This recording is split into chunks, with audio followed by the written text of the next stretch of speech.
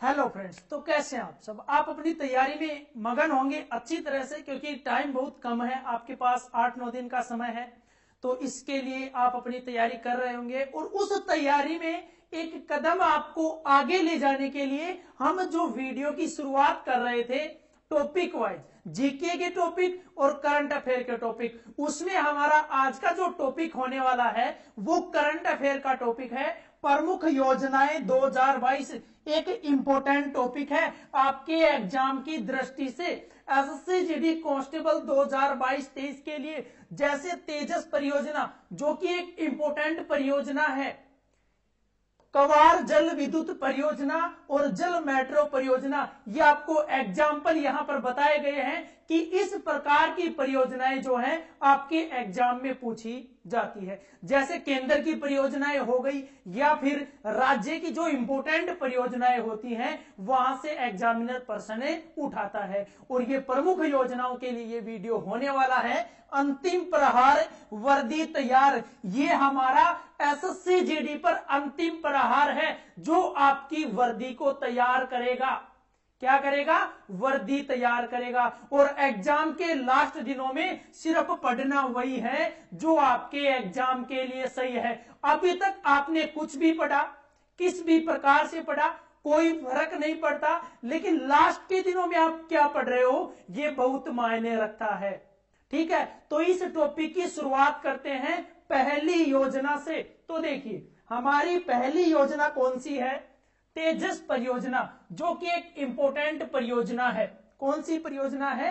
तेजस परियोजना। इसके बारे में यदि हम बात करें तेजस परियोजना के बारे में, तो 27 मार्च 2022 को जो केंद्रीय मंत्री हैं, कौन?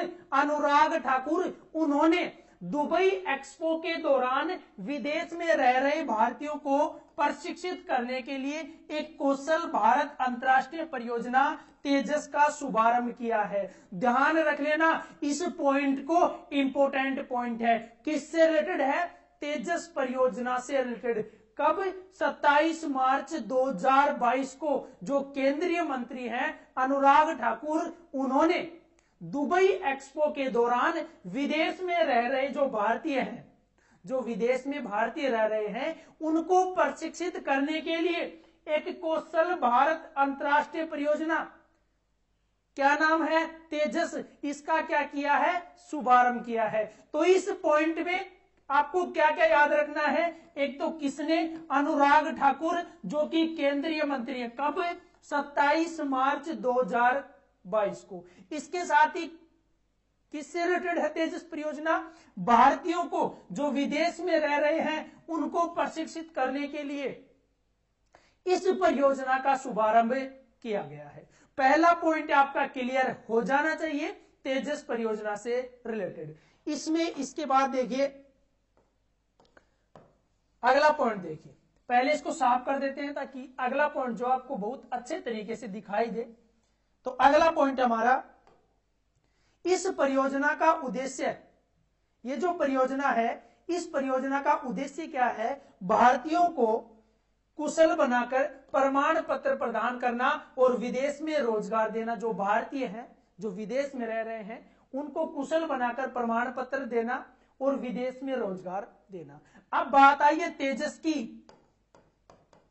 किस परियोजना के बारे में पढ़ रहे थे? तेजस परियोजना के बारे में पढ़ रहे थे। तो इसकी फुल फॉर्म क्या है? Training for Emirates jobs and skills. ये जरूर ध्यान रख लेना, ये सबसे ज्यादा इंपॉर्टेंट पॉइंट है इस परियोजना का। तेजस परियोजना का सबसे ज्यादा जो इंपॉर्टेंट पॉइंट है वो है आपका इसकी full form, training for Emirates jobs and skills. आ गई बात समझ में? तेजस परियोजना क्या है और ये क्यों शुरू की गई, इसका उद्देश्य क्या था, किसके द्वारा ये शुरू की गई, कब ये शुरू की गई, ये 4-5 पॉइंट बनते हैं प्रत्येक परियोजना या योजना से रिलेटेड। तो वो आपको याद रखने हैं। इस योजना में कौन कौन से पॉइंट बने हैं वो देखिए। इसमें 27 मार्च 2022 को केंद्रीय मंत्री अनुराग ठाकुर ने दुबई एक्सपो के दौरान विदेश में रह रहे भारतीयों को प्रशिक्षित करने के लिए कौशल भारत अंतरराष्ट्रीय परियोजना तेजस का शुभारंभ किया है। ठीक है, आ गई बात समझ में? यह परियोजना क्लियर हो जानी चाहिए तो चलते हैं अगली परियोजना पर। देखिए अगली परियोजना हमारी मिट्टी बचाओ आंदोलन। कौन सी है? मिट्टी बचाओ आंदोलन। 5 जून 2022 को विश्व पर्यावरण दिवस के मौके पर, कब की बात है? 5 जून 2022 को विश्व पर्यावरण दिवस के मौके पर प्रधानमंत्री नरेंद्र मोदी विज्ञान भवन में मिट्टी बचाओ आंदोलन पर आयोजित कार्यक्रम में शामिल हुए। ध्यान रखना, मिट्टी बचाओ आंदोलन कब? 5 जून 2022 को जो विश्व पर्यावरण दिवस है उसके उपलक्ष्य पर या उस मौके पर प्रधानमंत्री नरेंद्र मोदी विज्ञान भवन में मिट्टी बचाओ आंदोलन पर आयोजित कार्यक्रम। तो मिट्टी बचाओ आंदोलन पर जो कार्यक्रम का आयोजन हुआ था वो कहां पर हुआ था? विज्ञान भवन में। ये ध्यान रख लेना, कहां पर हुआ था? विज्ञान भवन में। ठीक है, इसके बाद क्या है कि मिट्टी बचाओ आंदोलन मिट्टी की बिगड़ती स्वास्थ्य के बारे में जागरूकता बढ़ाने और इसे सुधारने के लिए जागरूक दायित्व कार्यक्रम करने के लिए एक वैश्विक आंदोलन। ये जो मिट्टी बचाओ आंदोलन ये क्या है? एक वैश्विक आंदोलन है।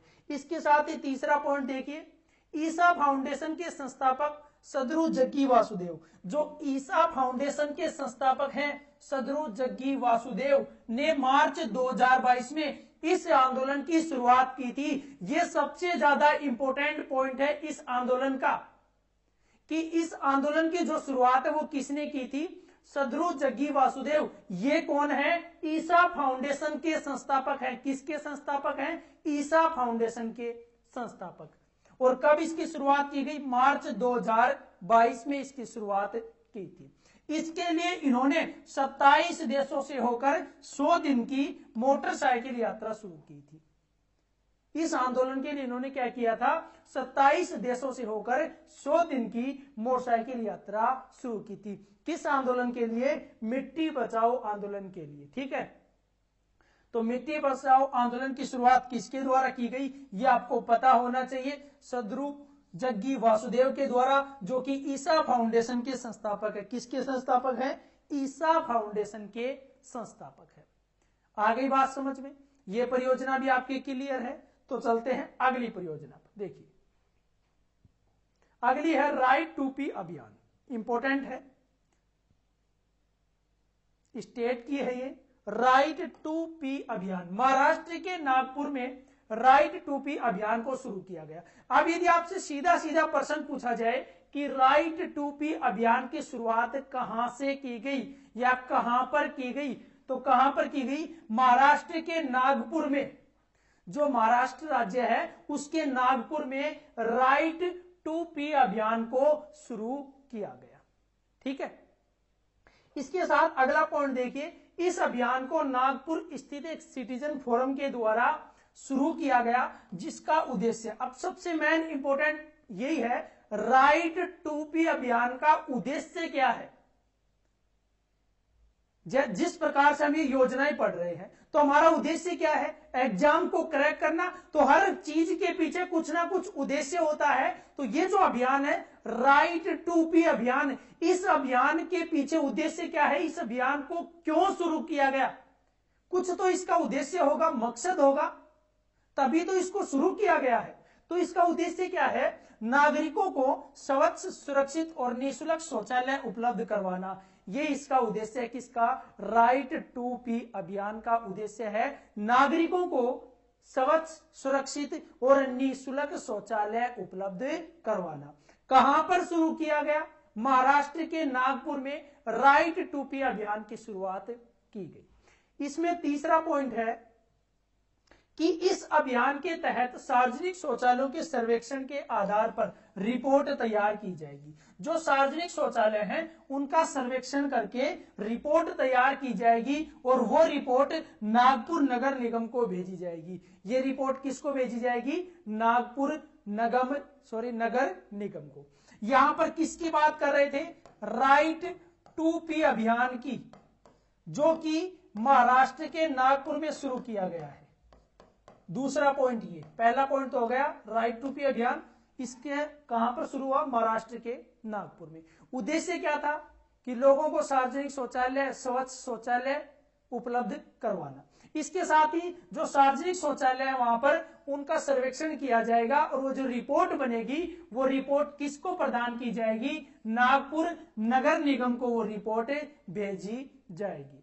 तो ये अभियान भी आपका क्लियर हो जाना चाहिए। आपको प्रत्येक पॉइंट अच्छे से समझ में आना चाहिए और साथ ही आपको याद भी हो जाना चाहिए। ठीक है, तो चलते हैं अगली योजना पर। देखिए अगली योजना क्या है, मुख्यमंत्री मातृ शक्ति योजना एवं पोषण सुधा योजना। मुख्यमंत्री मातृ शक्ति योजना एवं पोषण सुधा योजना, ये दो योजनाएं हैं। एक तो आपकी मुख्यमंत्री मातृ शक्ति योजना है, एक है पोषण सुधा योजना। ठीक है, चलो इनके बारे में बात करते हैं, एक एक पॉइंट इनसे रिलेटेड उनको कवर करते हैं। 18 जून 2022 को प्रधानमंत्री नरेंद्र मोदी ने गुजरात में मातृ पोषण के लिए दो योजनाएं, मुख्यमंत्री मातृ शक्ति योजना एवं पोषण सुधा योजना की शुरुआत की गई। आ गई बात समझ में? कहां पर इसकी शुरुआत की गई? 18 जून 2022 को प्रधानमंत्री नरेंद्र मोदी ने गुजरात में, ये सबसे ज्यादा इंपॉर्टेंट पॉइंट है। सबसे पहले तो आपका क्वेश्चन यहां से भी बन सकता है, कहां से? गुजरात में इसकी शुरुआत की गई। किसके द्वारा? प्रधानमंत्री नरेंद्र मोदी के द्वारा। कब? 18 जून 2022 को।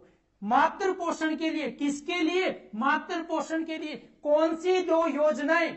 एक तो मुख्यमंत्री मातृ शक्ति योजना और दूसरी है पोषण सुधा योजना।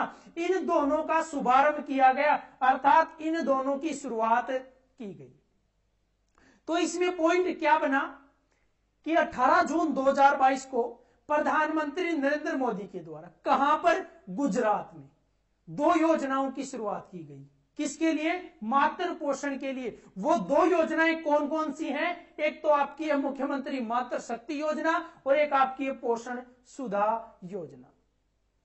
इसी पॉइंट में 3 प्रश्न बन रहे हैं आपके कि मातृ शक्ति योजना और पोषण सुधा योजना की शुरुआत कब हुई? 18 जून को 2022 को।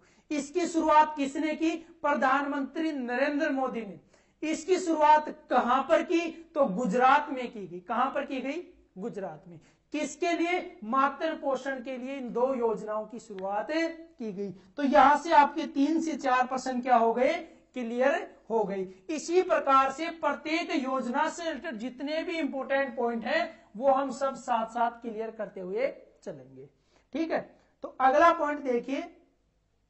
अब आता आपका जो ये योजनाएं थी, इन योजनाओं के पीछे उद्देश्य क्या है? शॉर्ट में उद्देश्य मैंने बता दिया था मातृ पोषण के लिए। अब डिटेल में बात करते हैं कि इन योजनाओं का उद्देश्य क्या है। तो देखिए, इसका उद्देश्य है जन्म के समय कम वजन वाले नवजात शिशु की संख्या को कम करना और साथ ही शिशु मृत्यु दर और मातृ मृत्यु दर में सुधार करना।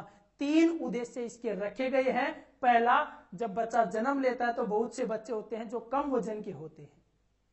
ठीक है, कुछ ना कुछ रोग से ग्रस्त होते हैं या फिर किसी कमजोरी की वजह से वो कमजोर होते हैं। उस संख्या को कम करना, साथ ही जो शिशु मृत्यु दर है, बहुत से बच्चे होते हैं जो जन्म के समय उनकी मृत्यु हो जाती है, किसी कारणवश हो जाती है या कुछ बीमारी की वजह से या कुछ और रीजन होते हैं। तो शिशु मृत्यु दर को कम करना और मातृ मृत्यु दर में भी सुधार करना। और जन्म के समय बहुत बार होता है ऐसा कि माता की जो भी वो क्या हो जाती है? मृत्यु हो जाती है। तो उन्हीं चीजों में सुधार करने के लिए इन दो योजनाओं की शुरुआत की गई। तो इन दो योजनाओं से आपने क्या सीखा है? आपने ये सीखा कि इनकी जो शुरुआत की गई वो प्रधानमंत्री नरेंद्र मोदी के द्वारा। किसके द्वारा?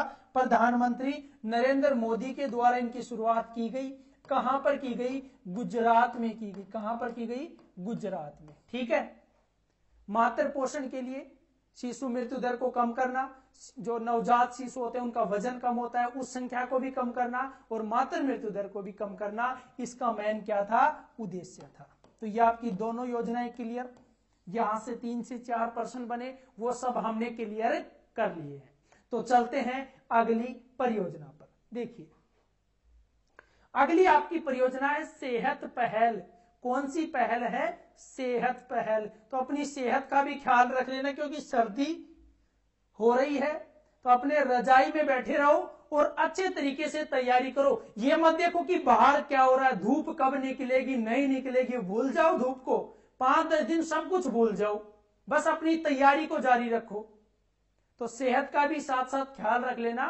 सर्दी में जुकाम बुखार नॉर्मल सी बात है, हो जाता है, तो इसका भी साथ साथ ख्याल रखना, क्योंकि ये पढ़ाई में आपकी बाधा बन सकते हैं। ठीक है, तो सेहत पहल की बात कर रहे हैं हम, और सेहत की बात आ गई तब हमने ये बातें कर ली।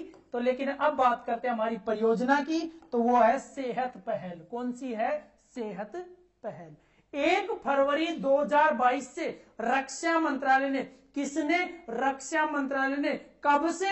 1 फरवरी 2022 से सेवा ई स्वास्थ्य सहायता, सेवा ई स्वास्थ्य सहायता और टेली कंसल्टेशन नामक एक ऑनलाइन चिकित्सा परामर्श मंच के माध्यम से सेवानिवृत्त सैनिकों और सैन्य कर्मियों को सेवाएं प्रदान करने के लिए दवाओं की होम डिलीवरी सेवा शुरू की है। यह पॉइंट आपने पढ़ लिया, इसको रटना नहीं है, इसको समझना है। इसमें भी ये जो पहला पॉइंट है, इसमें भी पॉइंट बनाइए आप। पहला बनेगा डेट का, तो 1 फरवरी 2022 से किसने?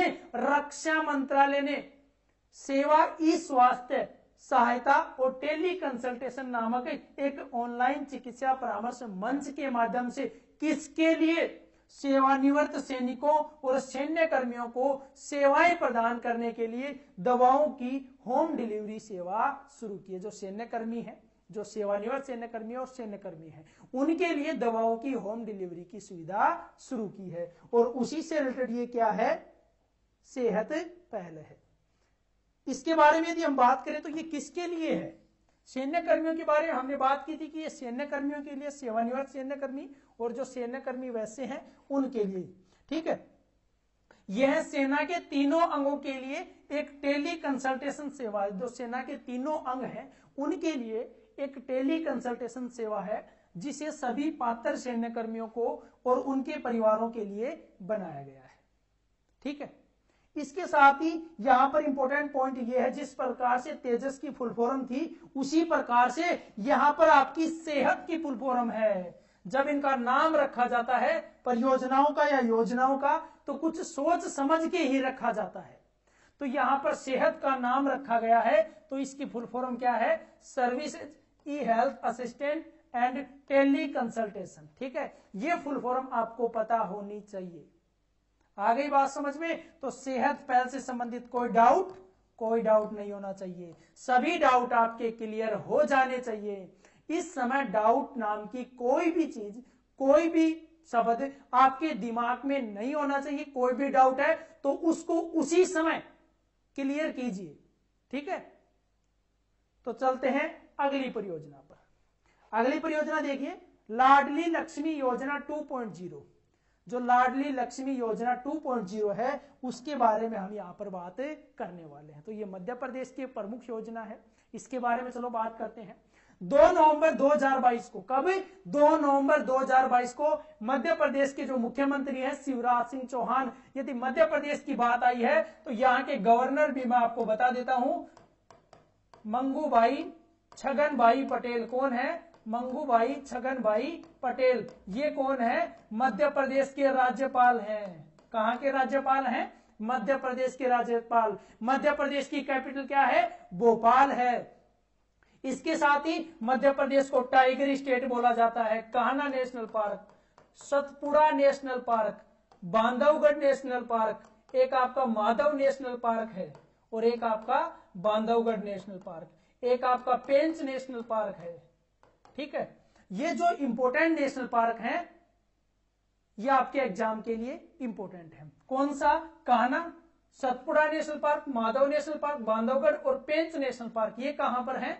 मध्य प्रदेश राज्य में स्थित है। ठीक है, अब हम बात कर लेते हैं लाडली लक्ष्मी योजना 2.0 की। जिस योजनाओं के बारे में बात कर रहे थे उनसे हमारा ध्यान भटक गया था, लेकिन ध्यान भटकना भी बहुत जरूरी है, क्योंकि ध्यान अच्छी चीजों पर भटकना चाहिए, गलत चीजों पर ध्यान नहीं भटकना चाहिए। तो हमारा अच्छी चीजों पर ही ध्यान गया था, जिसके बारे में हमें जानना जरूरी था। ठीक है, आगे बात समझ रहे?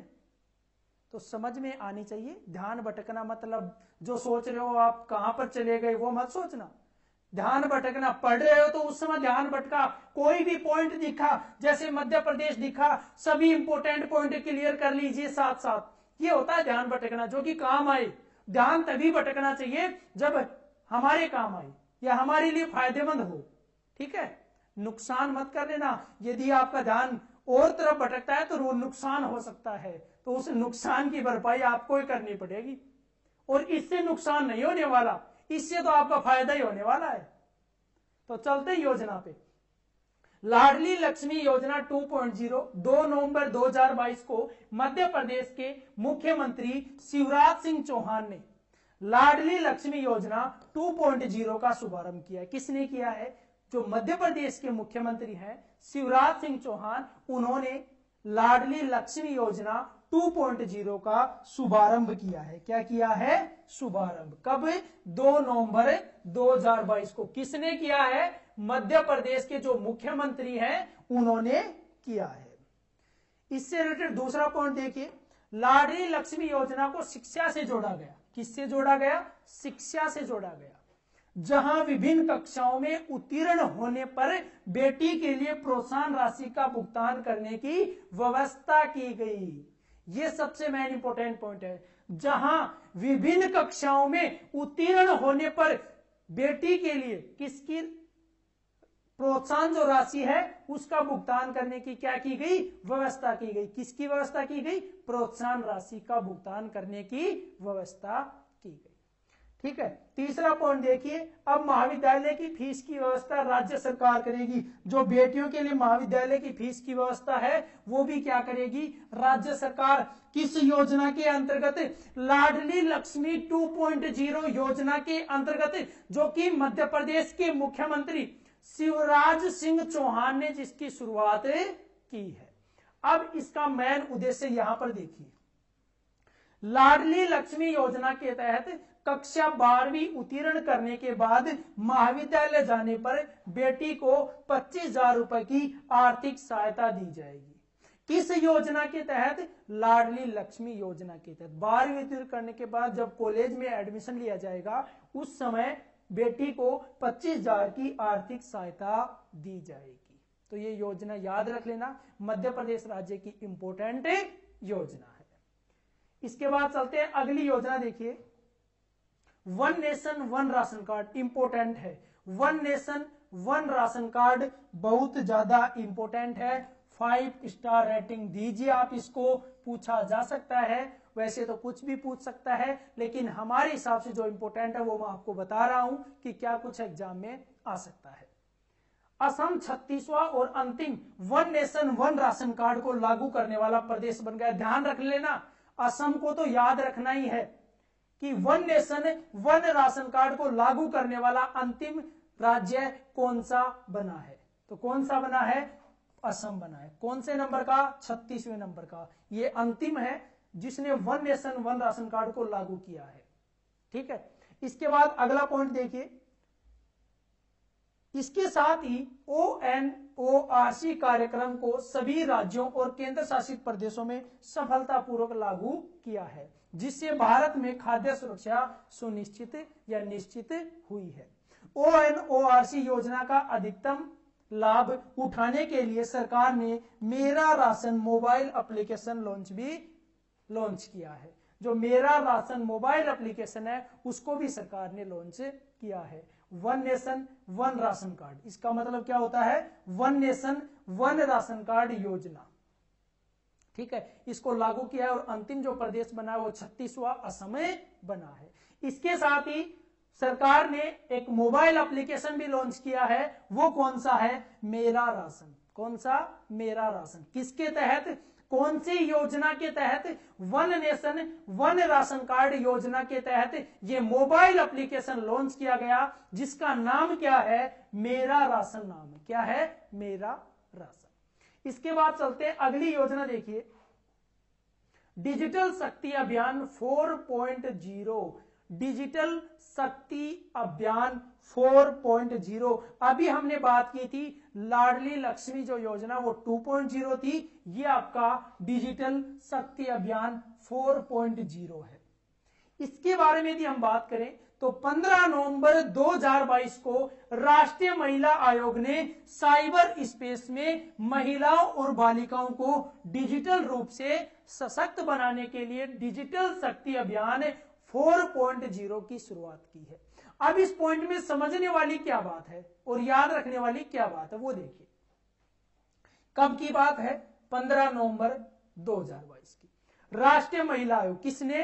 राष्ट्रीय महिला आयोग ने साइबर स्पेस में जो महिलाएं और बालिकाएं हैं उनको डिजिटल रूप से सशक्त बनाने के लिए, किसमें? साइबर स्पेस में महिलाओं और बालिकाओं को डिजिटल रूप से सशक्त बनाने के लिए डिजिटल शक्ति अभियान 4.0 लॉन्च किया है। आ गया होगा समझ में इस पॉइंट में क्या क्या समझना था और क्या क्या याद रखना था।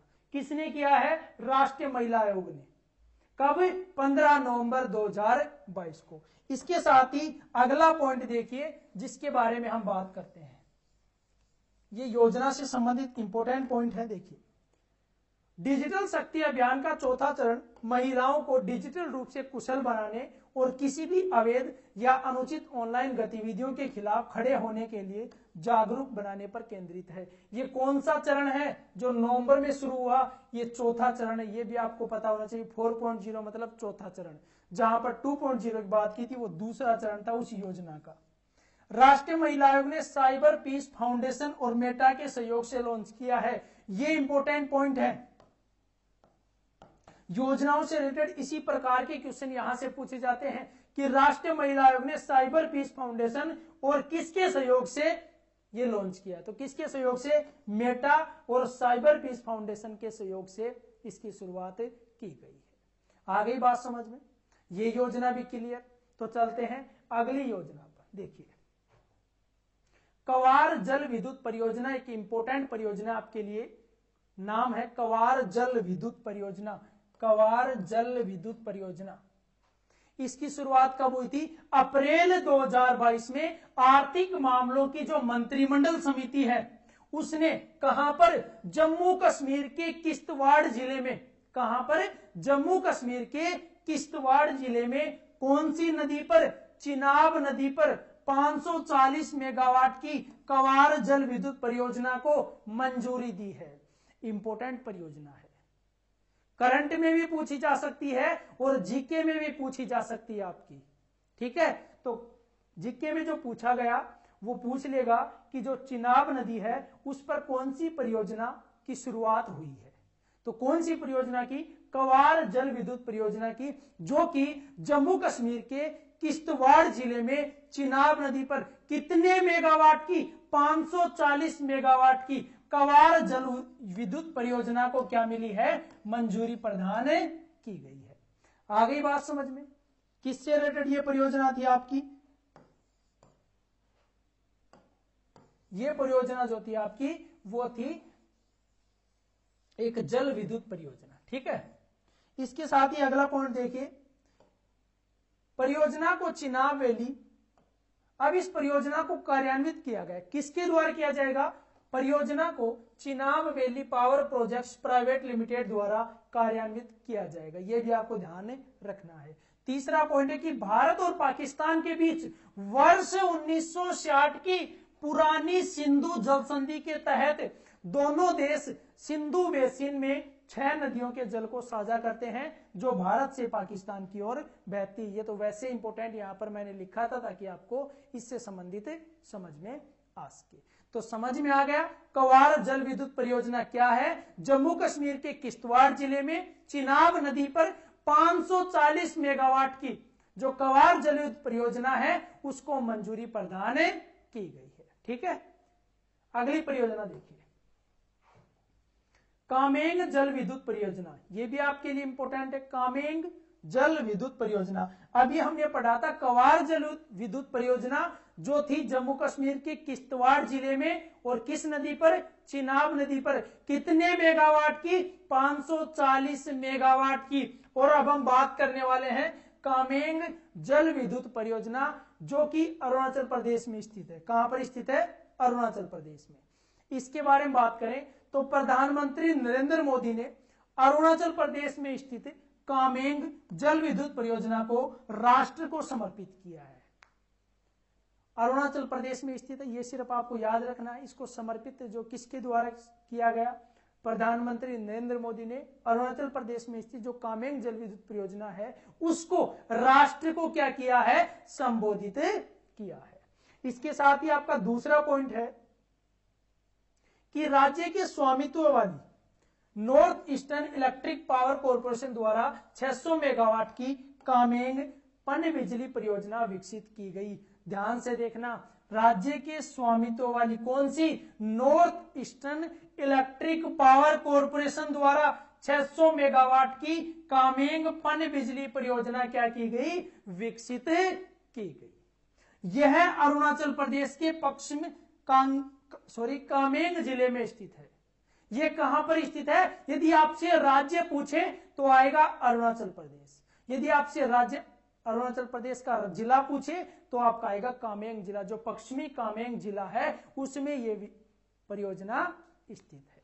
तीसरा पॉइंट है, यह रन ऑफ द रिवर योजना कामेंग नदी की सहायक नदियां बिचोम और टेंगा नदियों के जल का उपयोग करती है। यह भी ध्यान रखना, बिचोम और टेंगा इन नदियों के जल का क्या करती है, उपयोग करती है।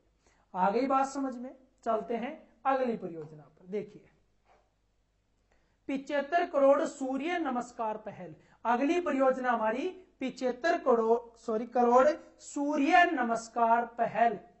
3 जनवरी 2022 की हम बात कर रहे हैं। जो केंद्रीय आयुष मंत्री है कौन, सर्बानंद सोनोवाल ने कहां पर, हैदराबाद में जो आजादी का अमृत महोत्सव मनाया था उसके एक हिस्से के रूप में 75 करोड़ सूर्य नमस्कार की पहल का उद्घाटन किया है। यहां पर ध्यान क्या रखना है कि कब, 3 जनवरी 2022 को किसने, केंद्रीय आयुष मंत्री जो है सर्बानंद सोनोवाल, उन्होंने जो आजादी का अमृत महोत्सव था उसके हिस्से के रूप में 75 करोड़ सूर्य नमस्कार की पहल का क्या किया है, उद्घाटन किया है। यहां पर 2-3 प्रश्न, एक किसने, एक कब और किसके हिस्से में, जो आजादी का अमृत महोत्सव था उसके हिस्से के रूप में। इसके साथ ही अगले पॉइंट की यदि हम बात करें तो उसमें अगला हमारा पॉइंट देखिए, 75 करोड़ सूर्य नमस्कार योजना भारत की आजादी के 75 साल पूरे होने पर एक श्रद्धांजलि भी है। यह भी ध्यान रख लेना, जो 75 करोड़ सूर्य नमस्कार योजना है ये भारत की आजादी के जो 75 साल पूरे हुए उस पर एक क्या है, श्रद्धांजलि भी है। ठीक है, इस योजना में भाग लेने वाले लोगों के लिए सूर्य नमस्कार का योग अभ्यास यानी सूर्य का अभिवादन 21 दिनों के लिए दिन में 13 बार निर्धारित किया गया है। कितने दिनों में तक, 21 दिनों के लिए दिन में कितनी बार, 13 बार क्या किया गया है, सूर्य का अभिवादन निर्धारित किया गया है। इसको ध्यान रखना, इसको जोड़ा गया आजादी के अमृत महोत्सव से। ठीक है, और उसके साथ ही 75 साल होने की भी एक श्रद्धांजलि ही है। ठीक है, अगली परियोजना देखिए, अगली परियोजना मुख्यमंत्री मितान योजना। ये एक राज्य की योजना है जो कि इंपोर्टेंट योजना है, मुख्यमंत्री मितान योजना। 1 मई 2022 को, सबसे पहले डेट पता होनी चाहिए, 1 मई 2022 को जो छत्तीसगढ़ के मुख्यमंत्री हैं भूपेश बघेल, उन्होंने मुख्यमंत्री मितान योजना की क्या की गई, शुरुआत की। कब, 1 मई 2022 को। किसने, छत्तीसगढ़ के जो मुख्यमंत्री हैं भूपेश बघेल, उनके द्वारा मुख्यमंत्री मितान योजना की शुरुआत की गई। इसके साथ ही मितान का अर्थ यदि आप से पूछा जाए तो मितान का अर्थ होता है मित्र या दोस्त। ठीक है, मितान का मतलब क्या होता है, मित्र या दोस्त। इसके साथ ही इस योजना के तहत छत्तीसगढ़ के निवासी अपने घर पर लगभग 100 सार्वजनिक सेवाओं का लाभ उठा सकेंगे। जो छत्तीसगढ़ के निवासी हैं वो अपने घर पर लगभग 100 सार्वजनिक सेवाओं का लाभ उठा सकेंगे। किसके साथ, किस योजना के अंतर्गत, मुख्यमंत्री मितान योजना के अंतर्गत, जो कि छत्तीसगढ़ के मुख्यमंत्री भूपेश बघेल ने जिसकी शुरुआत की है। कब की? 1 मई 2022 को। यहां तक सभी परियोजनाएं आपकी क्लियर हो जानी चाहिए। एक एक पॉइंट जो है उसको हम 2-2, 3-3 बार पढ़ रहे हैं ताकि सारे के सारे पॉइंट योजनाओं से रिलेटेड वो आपके अच्छे से कवर हो जाए। कोई भी एक पॉइंट ऐसा नहीं छूटना चाहिए जो आपके लिए इंपॉर्टेंट है। तो चलते हैं अगली परियोजना पर। देखिए, अगली है जल मेट्रो परियोजना। कौन सी परियोजना है? जल मेट्रो परियोजना। इस जल मेट्रो परियोजना की यदि हम बात करें तो केरल का जो कोच्चि शहर है उसमें दिसंबर 2021 में अपनी पहली नाव के लॉन्च के बाद जल मेट्रो परियोजना वाला ये भारत का पहला शहर बन गया, जिसका नाम क्या है? मुजिरिस। किसका? जो नाव है उसका। केरल का कोच्चि शहर दिसंबर 2021 में अपनी पहली नाव के लॉन्च के बाद जल मेट्रो परियोजना वाला भारत का पहला शहर बन गया है, जिसका नाम है मुजिरिस। क्या नाम है? मुजिरिस। इस परियोजना से संबंधित दूसरे पॉइंट की यदि हम बात करें तो देखिए, यह कोचीन शिपयार्ड लिमिटेड द्वारा निर्मित 23 बैटरी चालित इलेक्ट्रिक नौकाओं में से एक है। किसके द्वारा इसका निर्माण किया गया वो भी आपको पता होना चाहिए। तो किसके द्वारा किया गया? कोचीन शिपयार्ड लिमिटेड के द्वारा इसका निर्माण किया गया। इस परियोजना को भारत जर्मन वित्तीय सहयोग के साथ 579 करोड़ रुपए और यूरो की बात करें तो 85 मिलियन यूरो के दीर्घकालिक समझौते के माध्यम से वित्त पोषित किया गया है। ठीक है, अगली परियोजना देखिए।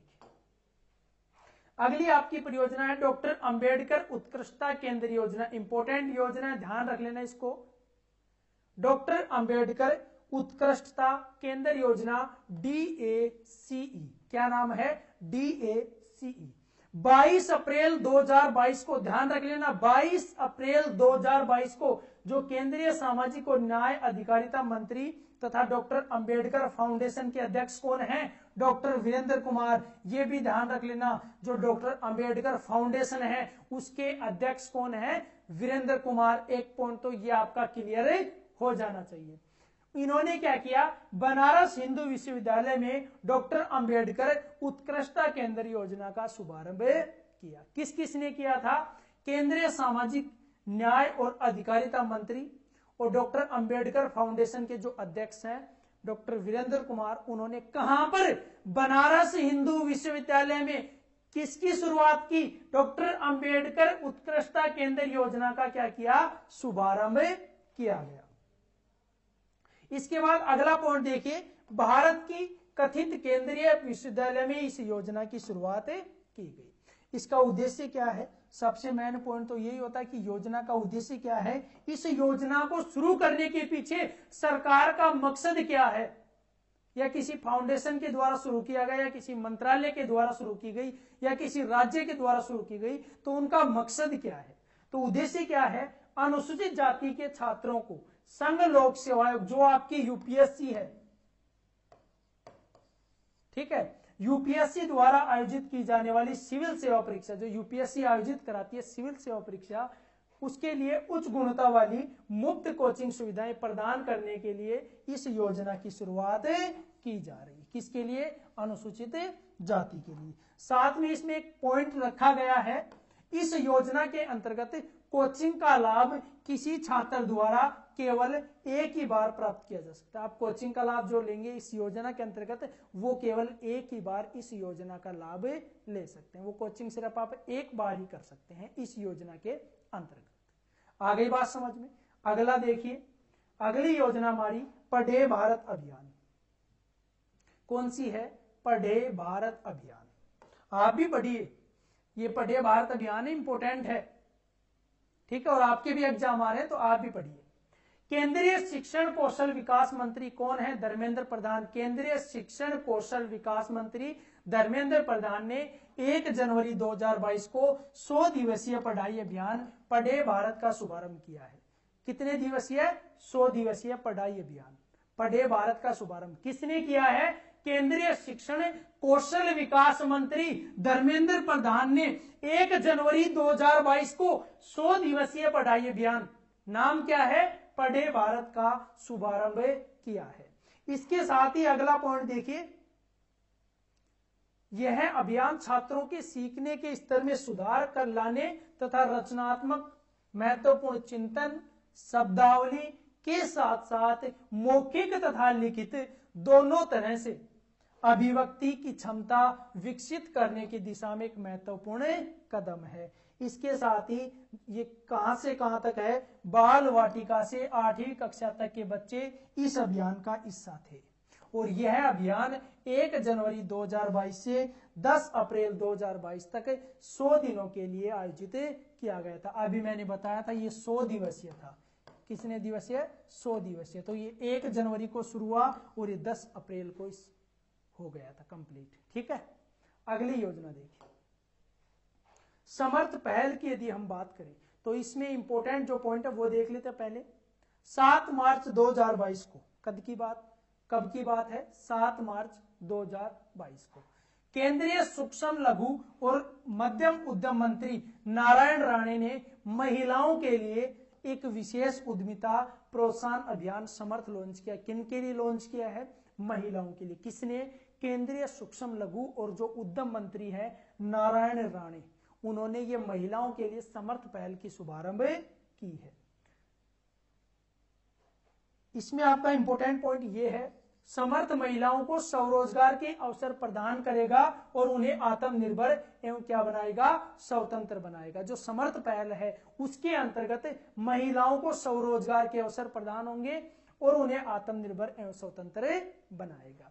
इसके साथ ही समर्थ के तहत MSME मंत्रालय द्वारा आयोजित मुफ्त कौशल विकास कार्यक्रम में 20% सीटें महिला उद्यमियों के लिए आवंटित की गई है। कितनी सीटें? 20% सीटें महिलाओं के लिए आवंटित की गई है। इसके साथ अगली हमारी परियोजना है हर घर दस्तक अभियान का दूसरा चरण। जो हर घर दस्तक अभियान है उसका दूसरा चरण ये शुरू किया गया था 1 जून 2022 से 2 महीने तक चलने वाला। ये हर घर दस्तक अभियान का क्या था? दूसरा चरण। तो दूसरा चरण कब शुरू हुआ था? 1 जून 2022 से। कितने महीने तक चलने वाला? 2 महीने तक चलने वाला। ये टीकाकरण है, ताकि टीकाकरण से संबंधित अभियान है ताकि जो टीके हैं वो सभी के लग सके। तो यह अभियान 1 जून से 31 जुलाई 2022 तक सभी राज्य और केंद्र शासित प्रदेशों में लागू किया गया। ठीक है, नेक्स्ट क्वेश्चन से मतलब अगली परियोजना देखिए, सीमा दर्शन परियोजना।